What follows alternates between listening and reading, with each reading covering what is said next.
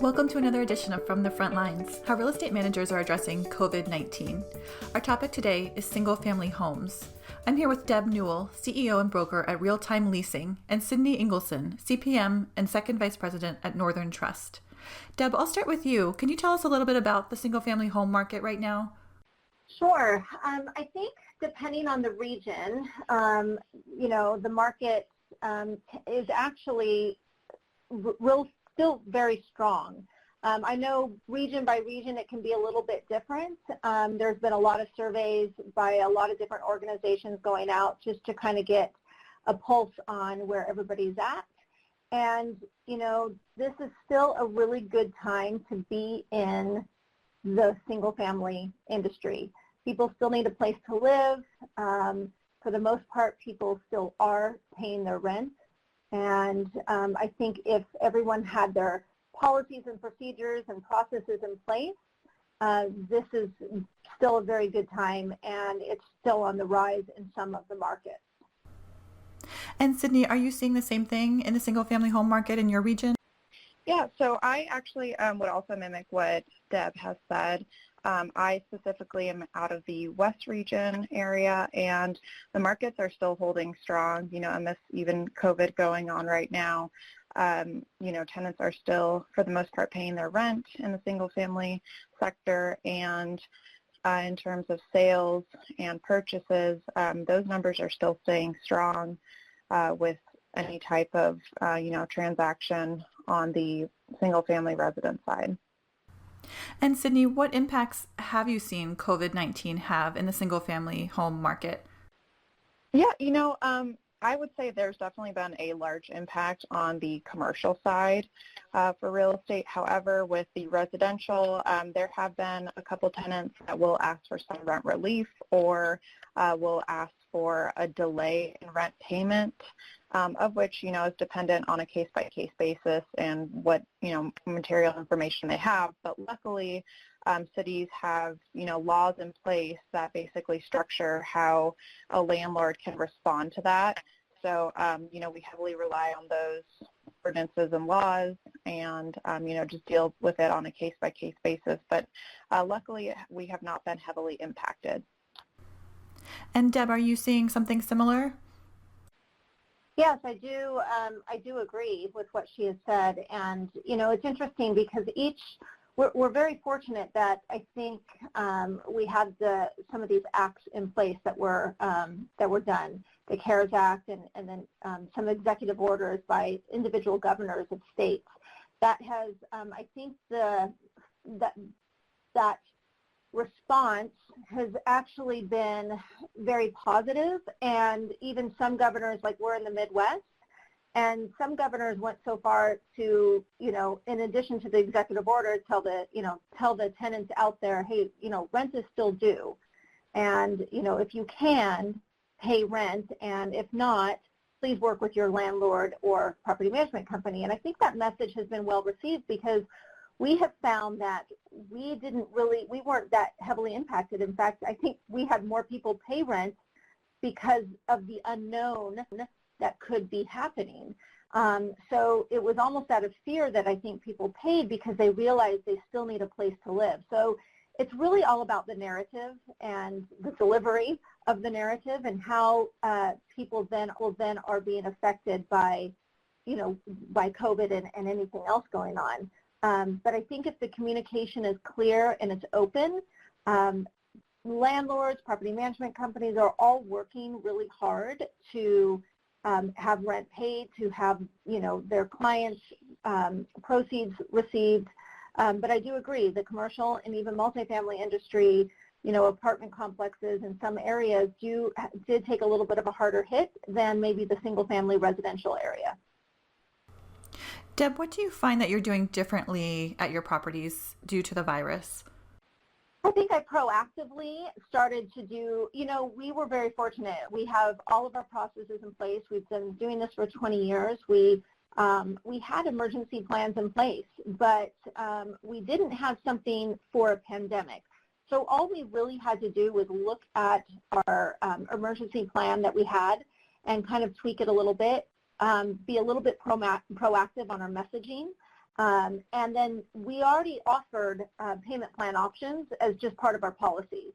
But we did change it a little bit to make it a little bit more accessible, in the sense that we wanted to make sure that tenants had this available to them should they need it. And we really only had, we probably had less than 5% even take part of having a payment plan, and even by the end of the first month, they all but like 2 had fulfilled it. So we really wanted to work with the tenants and making sure that this was something that they could manage into what was going on with their everyday life. Sidney, have you found that you're doing anything differently operationally due to the virus?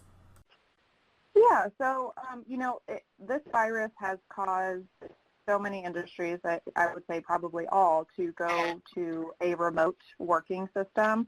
So a lot of the communication is now on a virtual level. So I found that we are communicating more with tenants and clients at this point, just to basically give them reassurance that we're still here, we're still doing, our single-family home management, and are still fully accessible. The gears haven't stopped turning. So, and outside of that too, just how if we're conducting inspections, the new social distancing protocols that have to go into place, now that restrictions are kind of easing up, we're also very beneficial to be in an industry where, construction hasn't stopped. So, the counties are closed for, messenger recording. However, there's still ways to go around things. So you can use a title company to do an e-recording. So just things like that. We've learned to work around the challenges that we faced. So I think that we've actually become essentially more productive to a certain extent. So it's been really interesting. So what would be some best practices in single-family home management that you would recommend right now? Yeah, I would strongly encourage the communication. Always reaching out to, again, clients and tenants, letting them know that you're there. I have a list of the assets I manage, and I, kind of on a daily basis go down the list to see if there's any type of status update on that particular asset. And just to basically keep the ball rolling to that extent. And also just making sure that you're checking in with wherever that asset is located, the city's updates. We've had recent things like curfews go in, so there's always things that are evolving. The situations are very fluid out there right now. So just always staying, proactive, I would say, with your management. And Deb, any best practices that you would recommend at this time? It's I think what we've done really is just increase our communication.